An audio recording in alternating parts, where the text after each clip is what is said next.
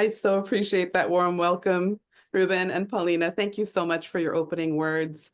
And hello, everyone. I'm really honored to be here with all of you today. And I hold, as we will get into the presentation today, the heaviness of these times. And I want to just begin by acknowledging that and saying thank you for coming despite that heaviness, or perhaps because of that heaviness. Let me just begin here by sharing screen. I thought about calling today's session Strategies to Deepen Our Capacities for Liberatory Work. What does it mean to deepen our capacities, inner capacities, collective capacities, for the kind of liberatory work that's needed in these moments? You know, so many times in moments of crisis, which we'll talk about later on, we tend to default to the status quo, but we know that the status quo has never served all people. And instead of that default, which is perhaps normal human reaction, you want some sort of move back to what you know, because there's some safety, even if the safety that's offered there is so tenuous and precarious, it could change in any moment. But we tend to sort of go back to what we know. And in this moment, we are being asked to call deep on our courage, and we are being asked to call deep on our hope to actually create worlds that we want to be part of, that we want our children to be part of, that we want 7 generations to be part of. And so that's what today's about. How do we stay there? I really loved the land acknowledgement that Ruben shared earlier. And I just want to, for those of you, because I know the work that you're in, if you haven't had a chance to see this particular resource, it's written by a colleague of mine, Kira Brandt-Burekov, and a group of people that she works with. I threw in, I'm so proud of myself, I figured out how to make QR codes. So I threw in a QR code in case you want to access that resource. But it's a really wonderful way for us to think about how to introduce truth and reconciliation and the histories of these lands to people who are new to these lands.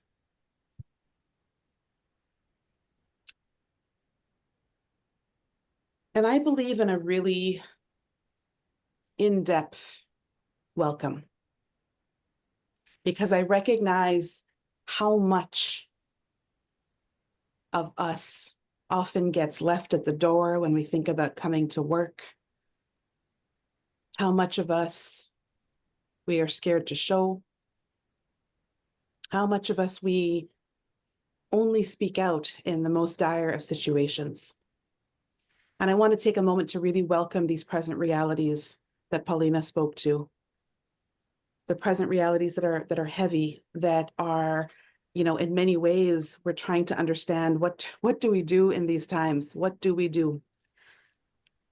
I want to also take a moment and acknowledge that many of us have relationships to the more than human world, lands and waters, ancestors and future generations.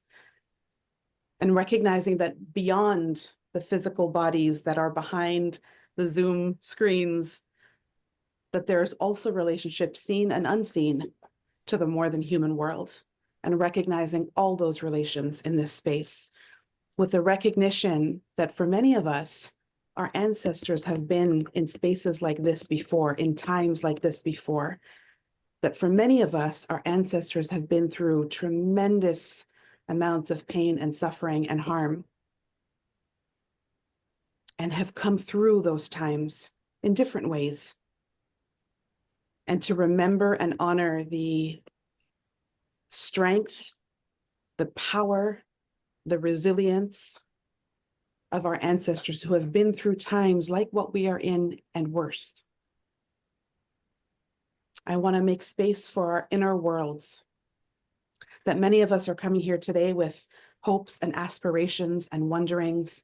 You are meeting with your colleagues across the nation at a time when the ways in which Canadians are coming together from coast to coast, I have not seen anything like this before. But under the threat of annexation and under the threat of what's happening south of the border, what if there's possibility in that about how we might reimagine and reinvent ourselves on these lands. But I also recognize, as many of you have shared in the chat, that also with these times come tremendous fears and doubts and insecurities about your work, about the realities of newcomers on these lands, about jobs. And I want to recognize as well and welcome into this space all of our lived identities, that with the work of anti-racism in particular, we cannot understand the work of anti-racism without centering very deeply our ethno-racial identities. And of course, in line with all anti-racist work, all of the intersections of all of our other identities alongside our race, gender and sexuality, faith, worldview, ways of seeing the world, place of birth, first language, accent, social class, abilities, disabilities, all of it, welcoming all of our identities into this space. Oh, sorry. I have to figure out how to remove my captions. Maybe one moment. Okay, maybe not. I also want to say that I want to also acknowledge the roles and the positions that we have, and that anytime we're talking about whether identities or roles or position, what we're also talking about is power. And we're talking about how power operates in a space. We're talking about who feels comfortable to share. We're talking about how different people are actually heard and experienced over others. We're talking about what gets named in a space and what gets hidden in a space. All of these are determinants of power and who has power in that space, whether, again, because of their own, whether because of their social positionalities, and again, we can imagine, who has more power in the world, or it's because of their roles, and oftentimes both. And so thinking about the ways that we need to disrupt how power prevents us from bringing more of our full selves to these spaces, and especially for those with greater power, to think about how they are creating spaces where people can bring more of their full selves to that space. Yeah.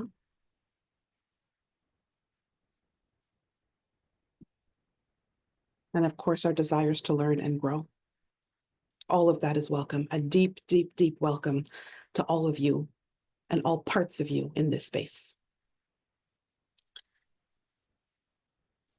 I wanted to sort of take us through 5 practices to think about how we might strategize in these particular times, these times that we are in. And some of these practices are practices that apply beyond this time, that are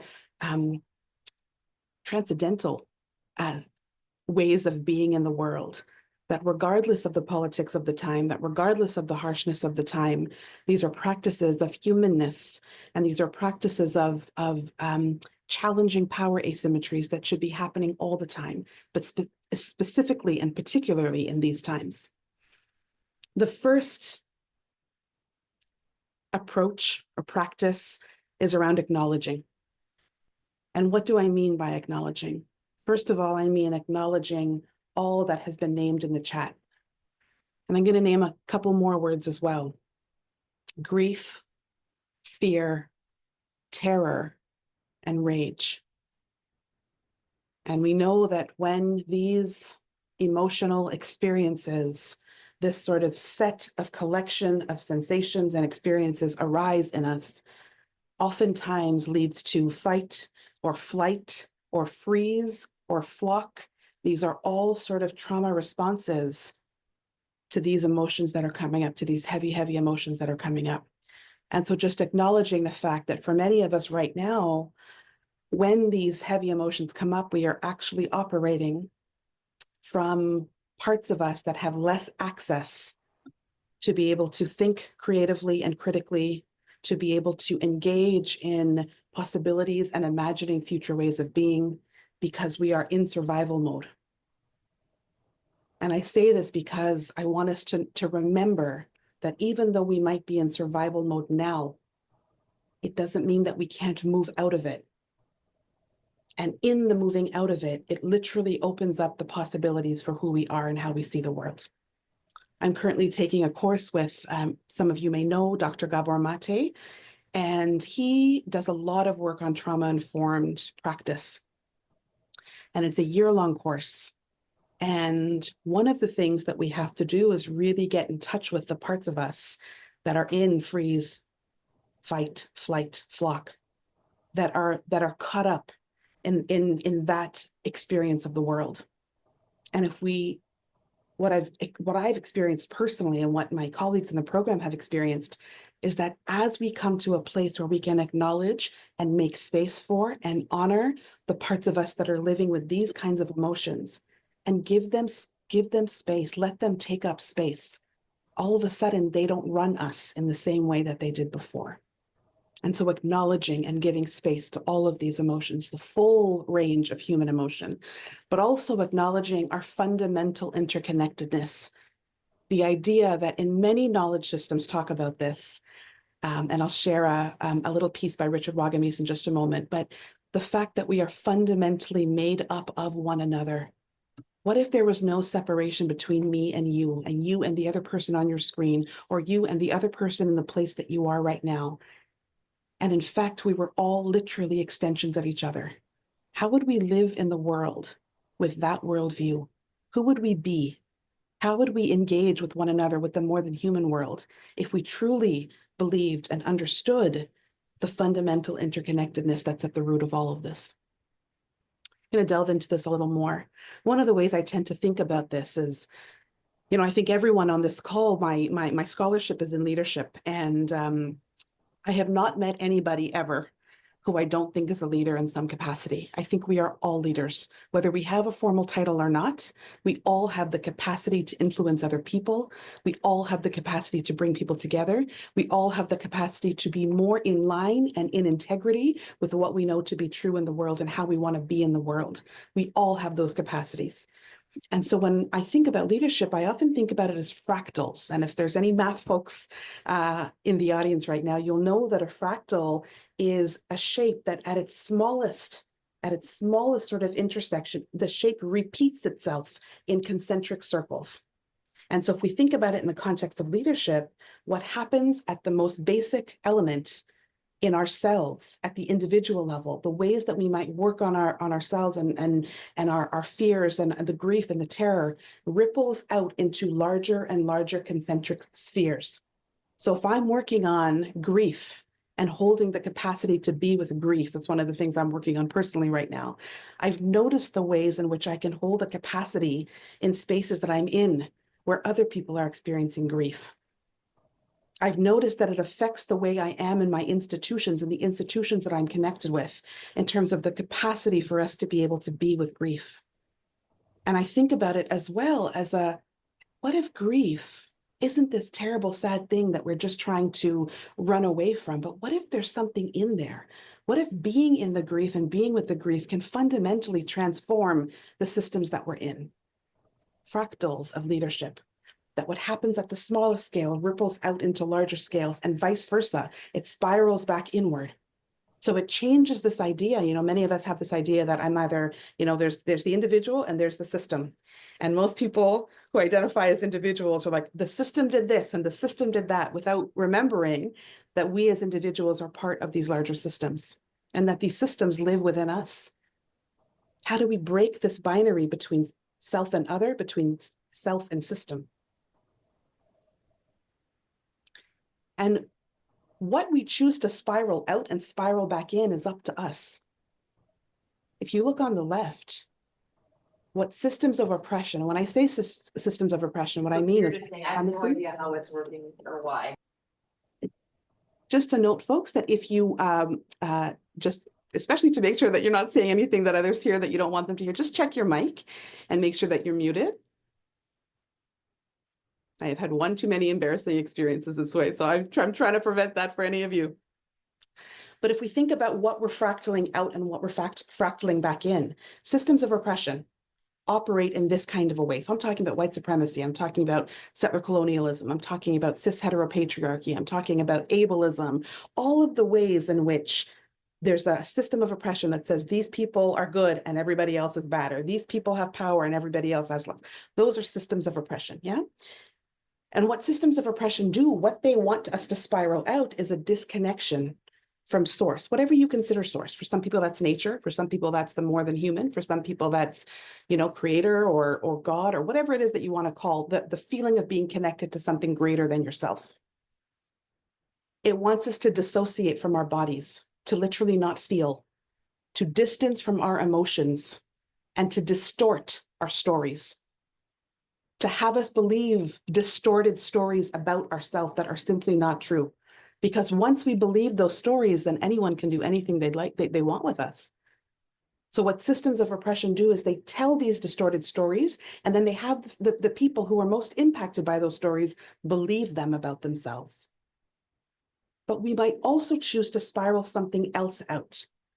We might choose to spiral out reconnection, reclaiming, re-engaging, and restoring or restoring ourselves. It's our choice. One of my favorite people in the world is Prentice Hemphill, who has a number of wonderful podcasts and is just a brilliant light in these times. And I love this quote. Prentice shares, "The kind of change we are after is cellular as well as institutional, is personal and intimate, is collective as well as cultural. We are making love synonymous with justice." Cellular as well as institutional.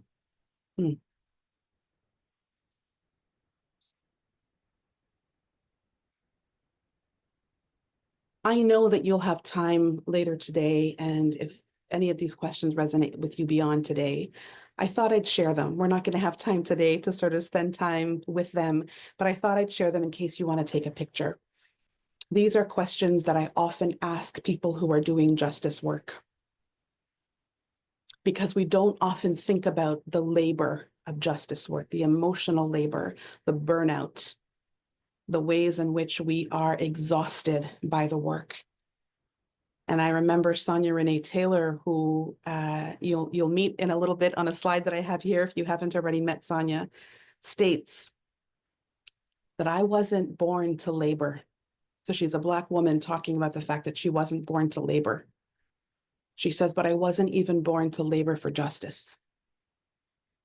And what this means is that for those of us who are doing justice work and who are doing liberation work and who are literally broken, whose health and family life and personal well-being is at stake for the work, that is power at play. Systems of power want us to be unwell. They want us to be disconnected from ourselves. But the more that we can stay in line and true to ourselves and actually resist that, resist the breaking down of ourselves as the ultimate form of resistance, that is something. And so I find that questions like this help me to be real and honest about how I'm feeling in the world, who I am in the world. And if I choose to share it with somebody who I trust, then I can be witnessed and I can witness somebody else who's also a human struggling in these really hard times to be more human.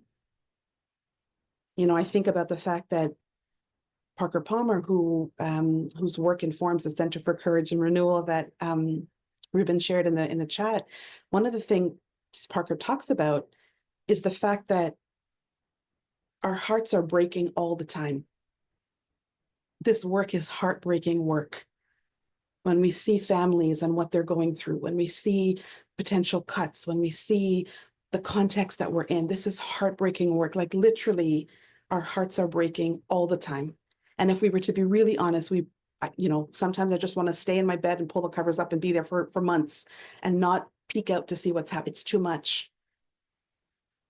But there are ways that our hearts can break open that further cement us, that tighten us, that contract us, that make us more sure in our views, that create a kind of literal contraction of our bodies and our minds that are not actually helpful to how we live in the world. But he says there's another way when our hearts are broken, that they might break open, that our hearts might break open, and literally in breaking open, create the capacity to hold more love, to hold more justice, to hold more of a capacity to be human and support the humanity of others. So how do we engage in this work so that our hearts can break open? Part of that is really acknowledging the power of the collective, the power of this group, people who have similar roles across the country. You know, oftentimes in our professional lives, we don't talk about spirituality and we don't talk about healing. And this is not religious in any way. I am talking about the part of us that connects to something greater than ourselves, whatever it is that you want to call that. I can be next to a tree like the one on this image and feel that I am so small in the grand scheme of the world. That's me feeling connected to something greater than myself. But we don't talk about the fact that in times like this, we need to draw hard on the things that sustain us, on the things that help us feel more connected to one another, to the more than human world. And that we need to do that collectively, together with one another. It makes me think about this work by Richard Wagamese. I'm just going to stop sharing for one moment, or minimize for one moment so I can read.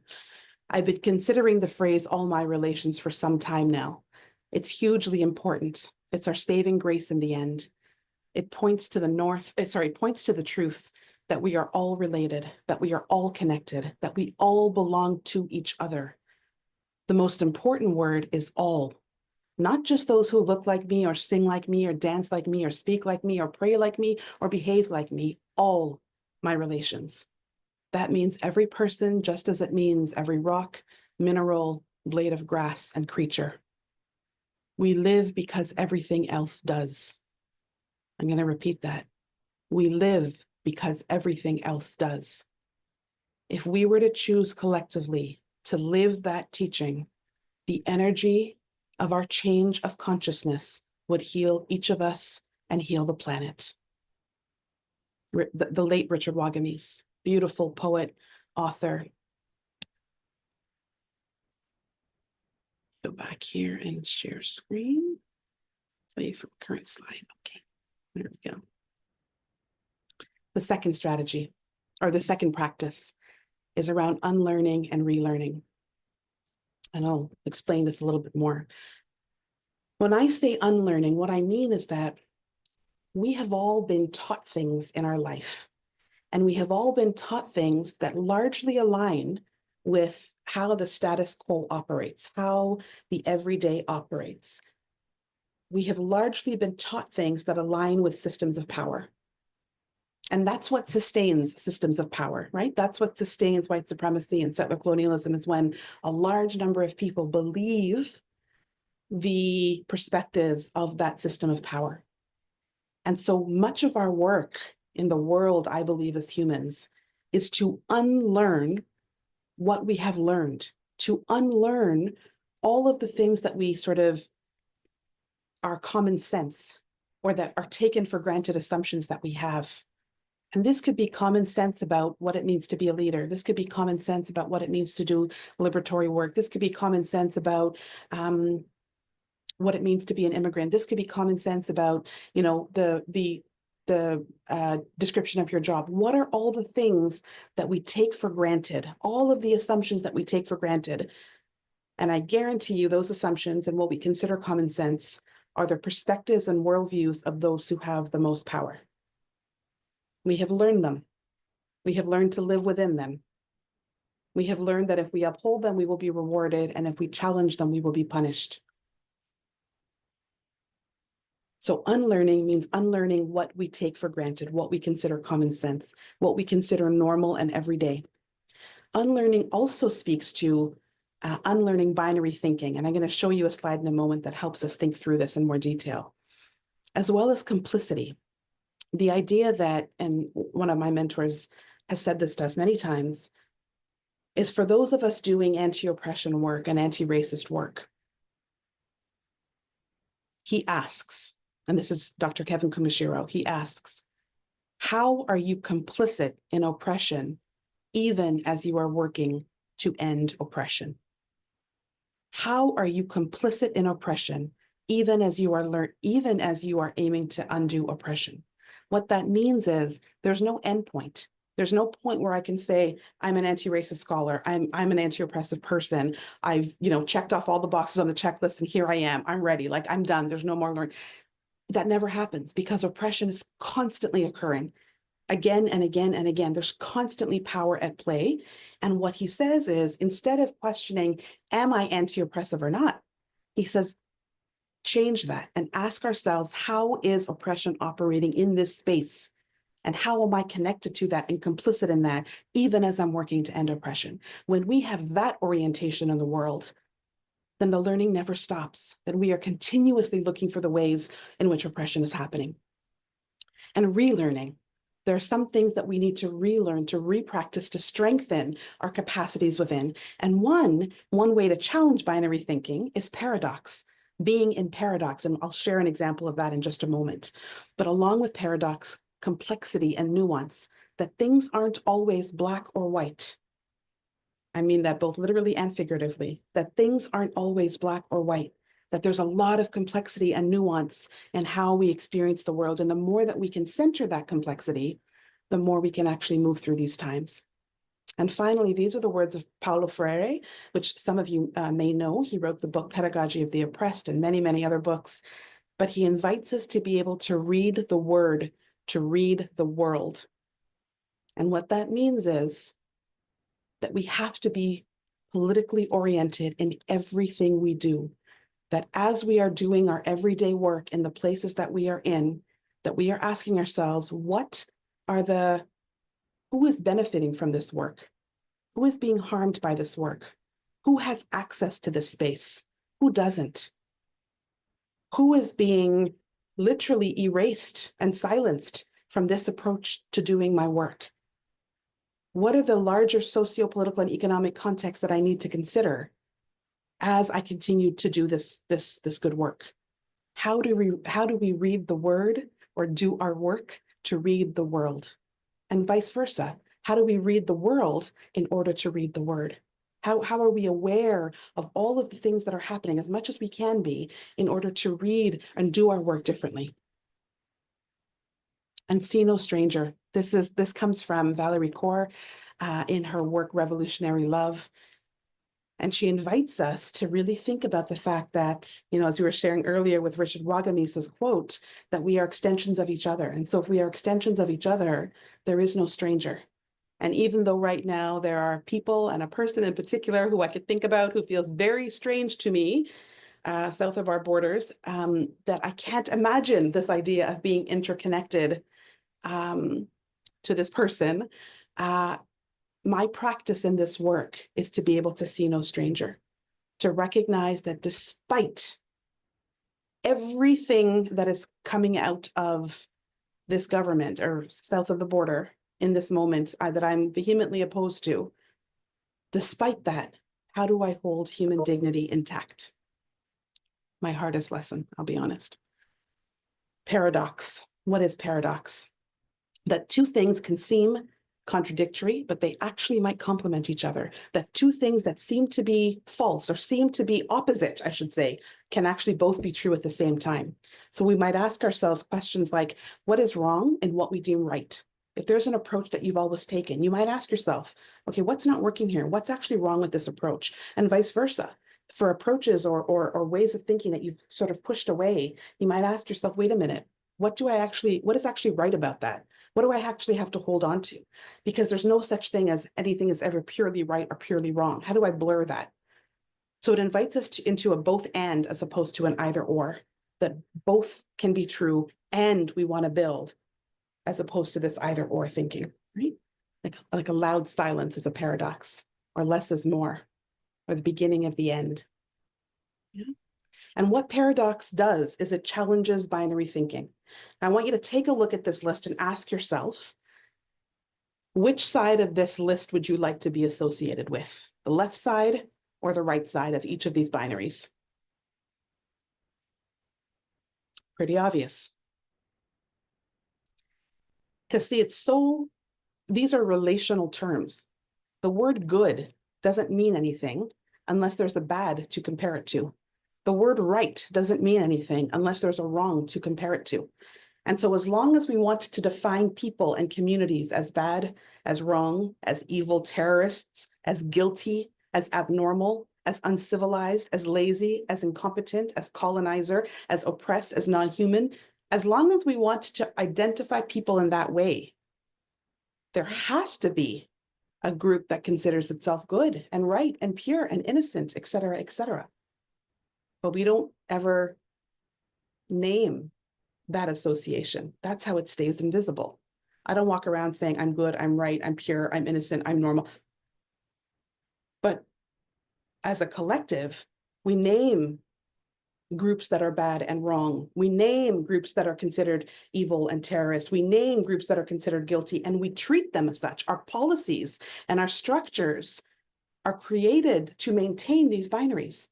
Binary thinking is at the root of all bad things in this world. As I say that, I'm like, I'm creating a binary, but it's at the root of all oppression in this world. To create a good and a bad is at the root of all oppression in this world. And so instead, we might ask ourselves, how do we stay in the paradox? How do we see ourselves as both good and bad, as both right and wrong, as both pure and evil? As hard as that is for us, how do we look inside of ourselves and see ourselves as both harmed and harming, as Prentice Hempel says? One of the ways that we talk about this is the work of Parker Palmer, and Parker speaks about this idea of being in the tragic gap and staying in the gap. And he says that, there are some folks who are sort of on this side of the spectrum. And these are folks that look at the world right now and they're like, ugh, everything is going wrong. It's terrible. I hate it. It's horrible. Why do I get up in the morning? It's all wrong. It's all bad. And then you have folks on this side of the spectrum who will say to themselves, it'll all be better. We'll get through this. Just let's, I joke and say Lululemon meditation our way out of this. Now, I'm not dogging meditation at all. I'm a big time meditator, but I'm talking about the approach to meditation that says, I'm going to meditate my way above all the problems of the world because I'm better than that.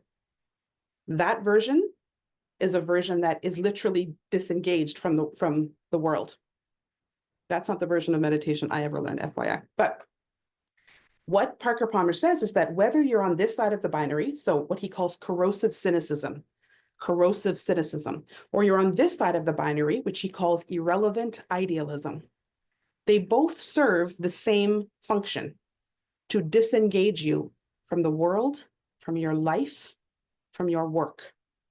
But when we have the capacity to stay in the middle of the gap, to stay in the middle of both of these poles in the gap, that is when we can re-engage.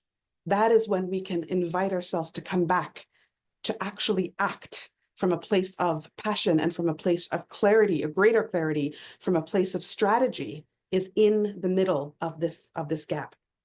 And so here are some questions that, again, I'm going to invite you to sit with. We won't have time to answer them now, but I will invite you to sort of sit with, and feel free to take a picture. There's 3 questions. But to think of a part of your life where you are standing in the tragic gap. It could be many parts of your life. And under what conditions do you move to either side of this binary? And what helps you stay in that gap? What might further your ability to stay in the tragic gap? Again, because when we're in the gap, we have the possibility to act. We have the possibility to engage. We have the possibility to change and transform the worlds that we are in. When we are on either side, either corrosive cynicism or irrelevant idealism, all we can do at that point is disengage. It's too overwhelming, or it's too much of an escape. The third strategy, mapping. Mapping involves that we become very adept at connecting the dots. Now, this is where organizations like LIPS can play a really important role. That we want to be able to connect the dots over history and over sociopolitical contexts. What that means is helping other people see that A, we've been here before, B, that these patterns are often cyclical. Of course, this particular time is raising particular kinds of problems and challenges, but there have been times in history, not too long ago, when there have been even greater challenges that people have faced. even currently in other parts of the world outside of here. And many of you may have people in those parts of the world that you are connected to, right? So helping us to connect the dots to understand that we have been here before, to help us connect the dots sociopolitically. I'll give you an example. Some of the work I do in education is around anti-racist education. And has been a whole movement that has said, we don't want critical race theory, which is a particular theory, in our schools. We want it completely out of our schools. We don't want our kids learning about race. We don't want white kids feeling bad about themselves. And it's been this whole movement. I spent the first, little while responding to that movement. And in my conversations with other colleagues who are doing anti-privatization work, who are doing, challenging capitalism in schools, who are doing that work, I realized that actually what's underneath the anti-woke movement is an entire structure of communities that started in the US but have made their way up here, that are trying to destabilize and undermine public education. They're trying to make it look like such a farce that we have no idea what we're doing, because then it opens the door for private education, which is $1 billion industry. And so I was addressing the root cause.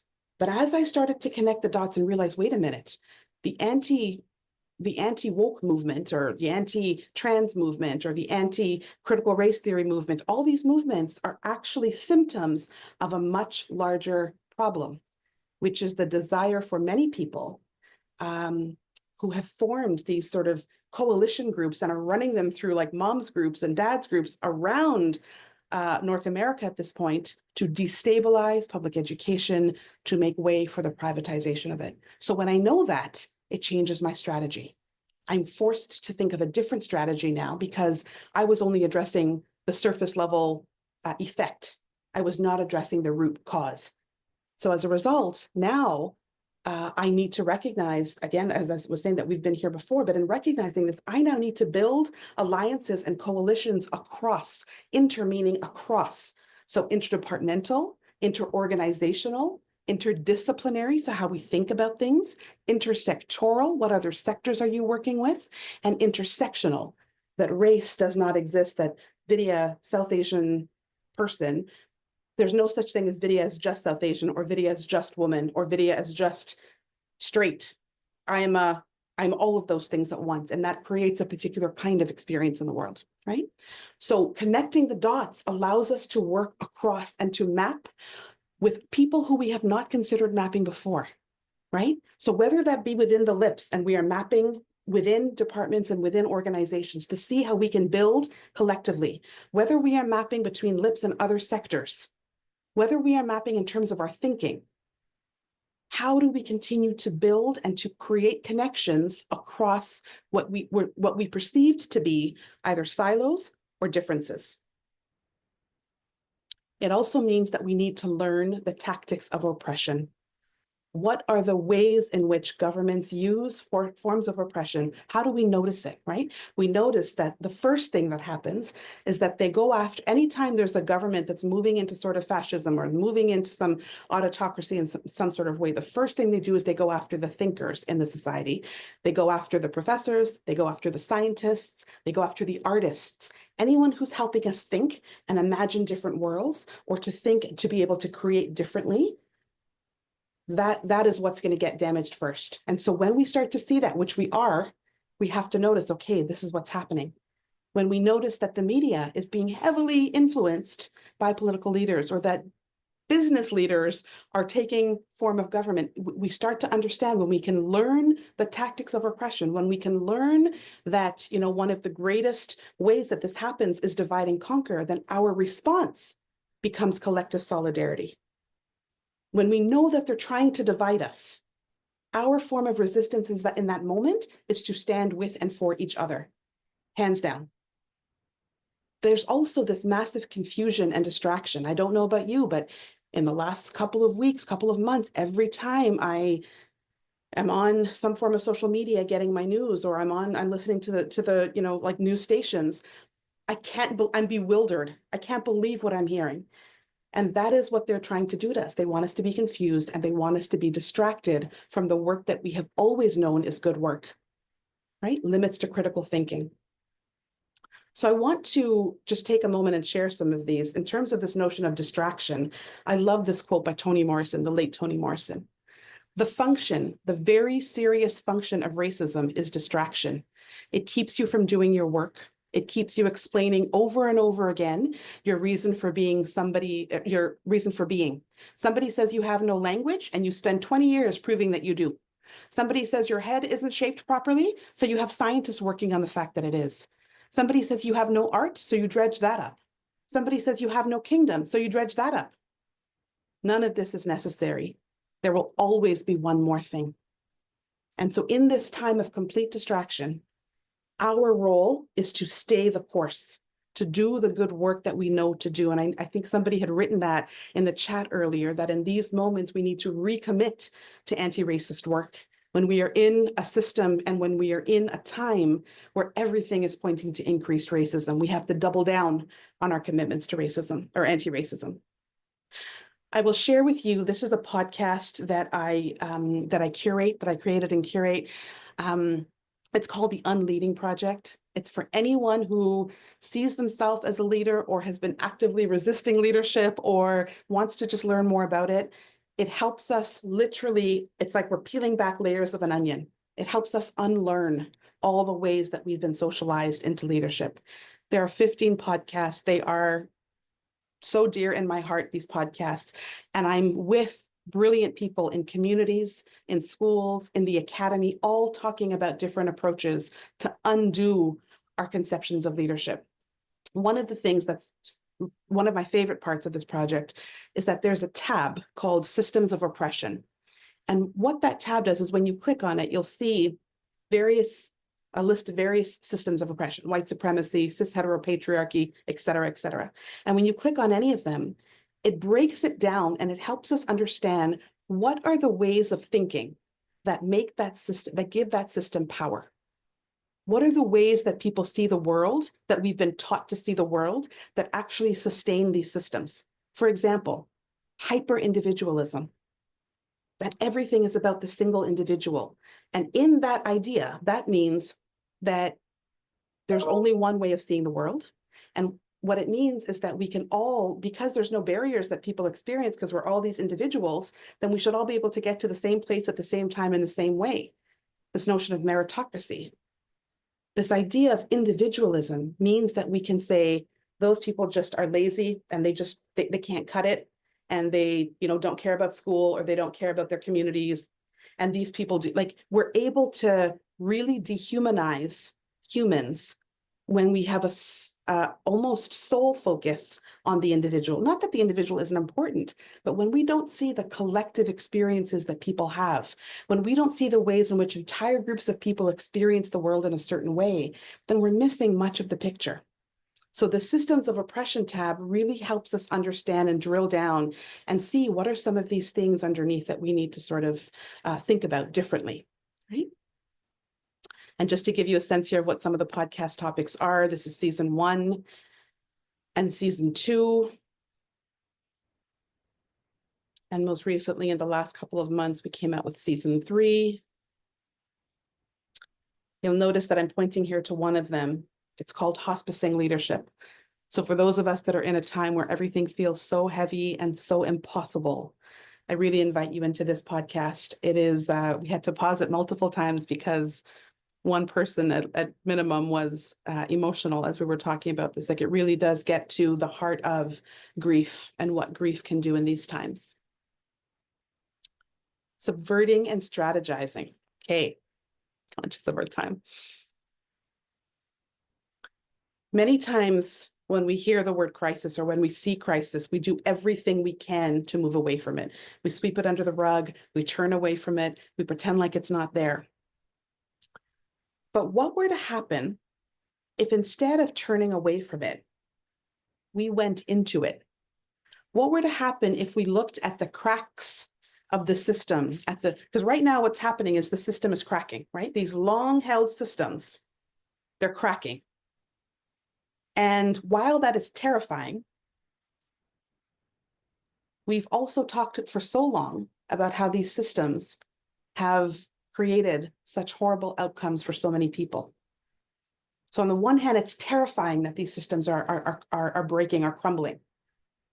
And on the other hand, there's so much possibility in that. That instead of moving away from crisis, what if we were to move into crisis? What if in that crisis, are solutions and ideas and ways of being that we simply cannot access when we are standing on the outside of this very well-maintained system? What if it's only in the cracks and only in the fissures and only in the ways in which things are crumbling that we can actually move in and think differently from there, from that location? What answers would we get? How would we do our work if we actually dove into crisis? This is this makes me giggle. I'm sure it's in many cultures, but definitely for a lot of South Asian cultures, this notion of same, but different, meaning it's similar enough, but there's slight difference. Same, but different.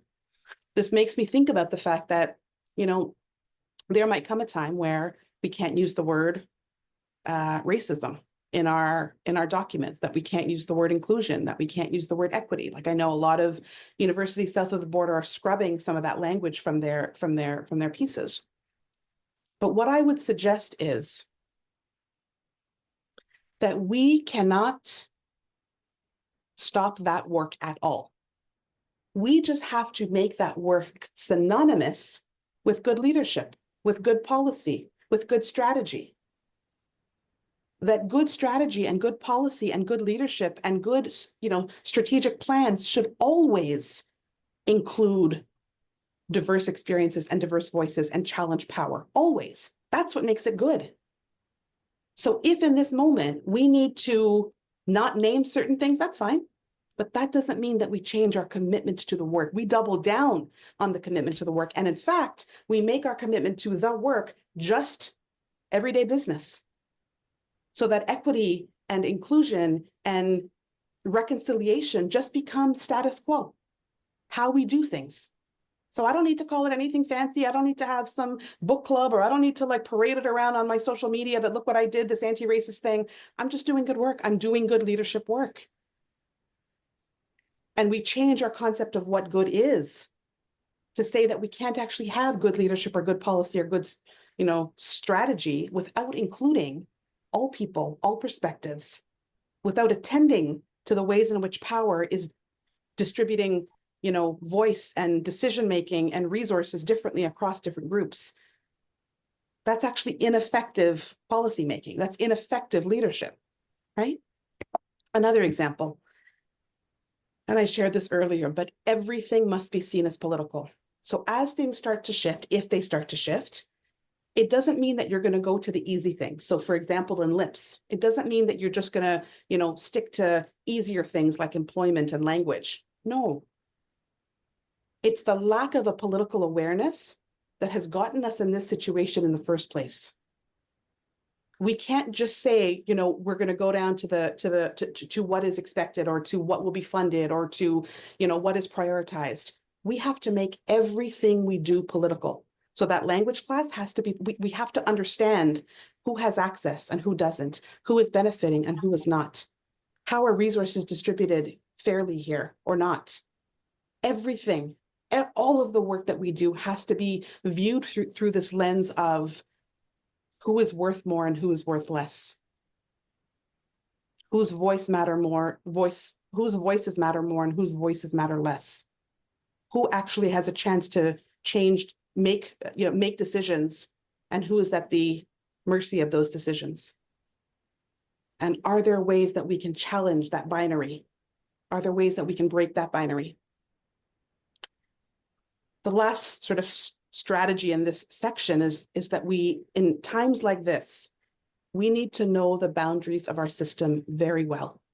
We need to become literate in our policies, in our data, and human rights law and law more generally, that we need to be well versed. It would be important for a group like this to spend some time really sitting with your policies and the Ontario Human Rights Code or Canadian Charter of Rights and Freedoms, really understanding what are the limits of the system. Because it's in times like this when we will have to know that language, where we will have to know what's in those documents, in those policies, in those laws, to be able to stand firm and to be able to stand up for one another. The easiest way to be taken over, the easiest way to be to watch that takeover happen, is to not know our own rights, is to not know how to navigate a system. So we need to learn the system well. And I'll end here on this idea of imagining and collectivizing. Part of imagining to me is when I find it really hard to imagine the kind of world that I want to live in, I start by asking myself, what kind of world do I not want to live in? And that helps me move into, okay, well, what do I want then? And it's not, again, it's not a binary. If I don't want this, then I do want this. But it at least clears from my mind these options that I don't want. And it makes space for other ways of thinking and being in the world. Imagination is the one thing, I would argue, that gets taken away from us when we are in survival mode. The ability to imagine different worlds, the ability to imagine different workplaces, the ability to imagine different experiences for immigrants in this country. The ability to imagine gets taken away when we move into survival mode. The power of that this imagining can't happen just by ourselves. That really powerful imagining happens when we are co-dreaming, when we are co-visioning, when we are co-creating, when we are co-thinking, when we are thinking with. And this doesn't just mean with each other on this call. This means with those people who are benefiting from our services. It means thinking with people in other sectors. It means thinking with people at various levels of this organization. It means challenging power structures and recognizing that when we think with different groups of people, the possibilities emerge. And Prentice Hemphill again invites us that when we are imagining, that we need to literally feel the possibility of that world in our bodies. I say sometimes to people that are, when they want language about, how do I speak back to the anti-woke movement? And what I say is, what we want for all children in schools is to feel seen and valued and safe, that their teacher understands their realities, that they don't have to be somebody else at home and somebody else at school, that they're honored for who they are, they're validated, that they can see possibilities for themselves. That's what we want for children. And that's why anti-racist work is so important. And when I say it that way, and I say that I want you to feel in your body what it feels like when you feel seen and valued and validated and acknowledged and celebrated for who you are. When you can feel that in your body, it makes the reality of creating that so much greater. And this piece around actively cultivating liberatory spaces, I'm going to speak to that in just a moment. And finally, what if we saw leadership? And again, I see everybody here as leaders. What if we saw leadership as an intergenerational path to movement building? That we are not the first to be in this situation. We are not the first to fight the good fight. We are not the first to stay silent in the midst of a fight, for those of us who are finding it hard to speak up in these times. And we will not be the last. That we are part of literally intergenerational change. And we can choose in this moment how we want to affect change 7 generations from now. I'm thinking about the late Elder Murray St. Clair. And we can think about what we have inherited 7 generations before. And what if it's a collective path, that there's no one person leading, that we are collectivizing, that we are taking turns leading, that we are learning from each other? And what if it's about movement building power to be able to stand up to some of the ridiculous structures that we're seeing around us now? When I think about imagining, I think about this quote. Sonia Renee Taylor says, and this was during the time of COVID first started.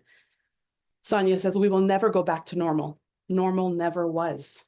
Our pre-corona existence or, you could argue our pre-2024 existence, 2025 existence was not normal, other than we normalized greed, inequity, exhaustion, depletion, extraction, disconnection, rage, hoarding, hate, and lack.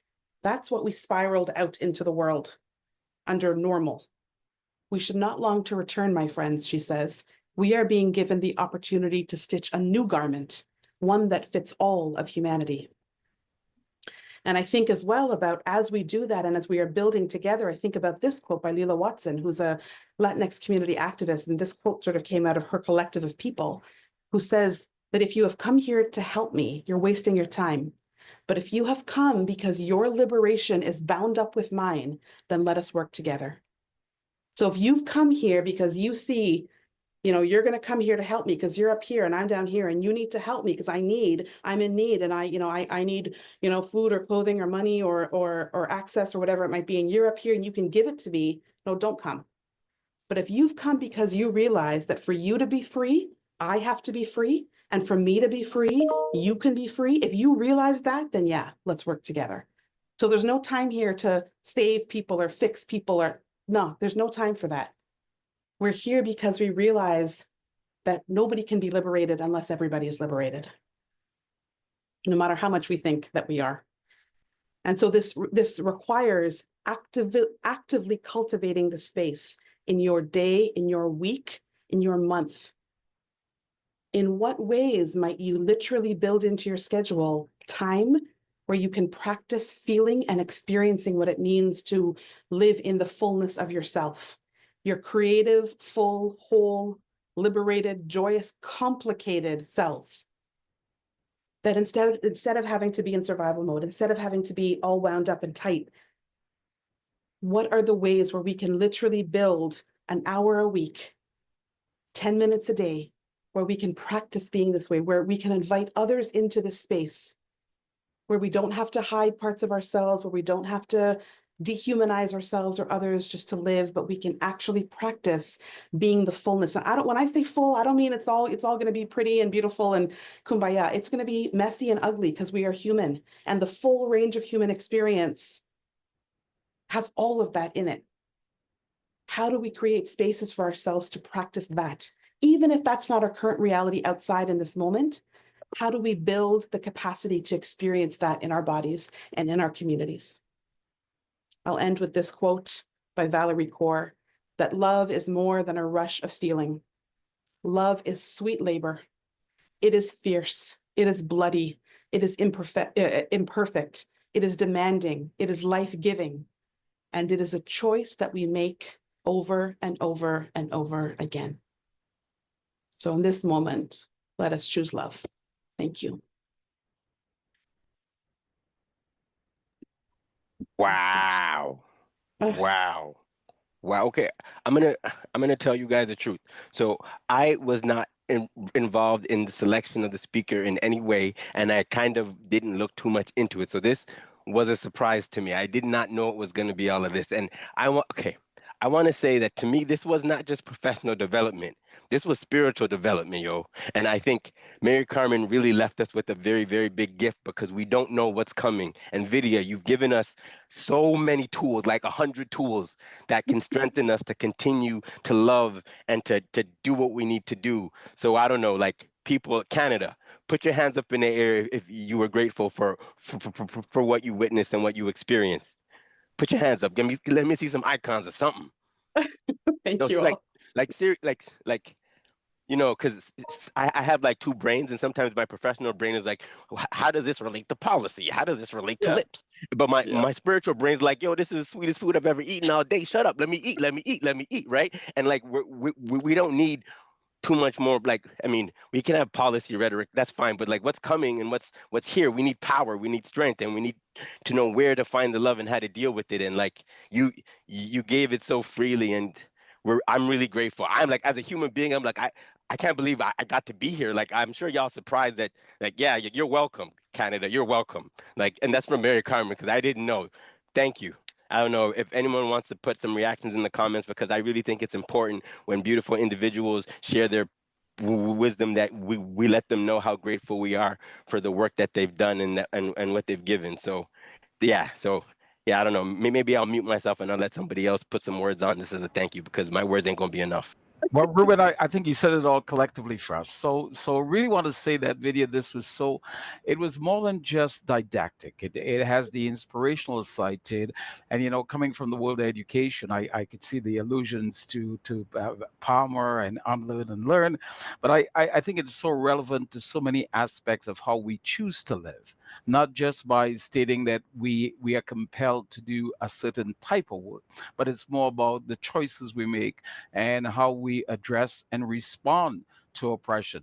And I do think sometimes we give it a lot of credence when in fact we have to have that deep-rooted commitment, not a compliance to this work, but a commitment to make these choices to work in certain ways and make certain choices. And if we really truly believe in this vast humanity, I go back to works by John Donne, No Man is an Island, we are all part of each other. I also want to reflect on a work by an author named Kerry out of UBC on critical hope. And I think these are fundamental principles that you have outlined today it was truly inspiring and really affirming to some of my beliefs. So thank you very much.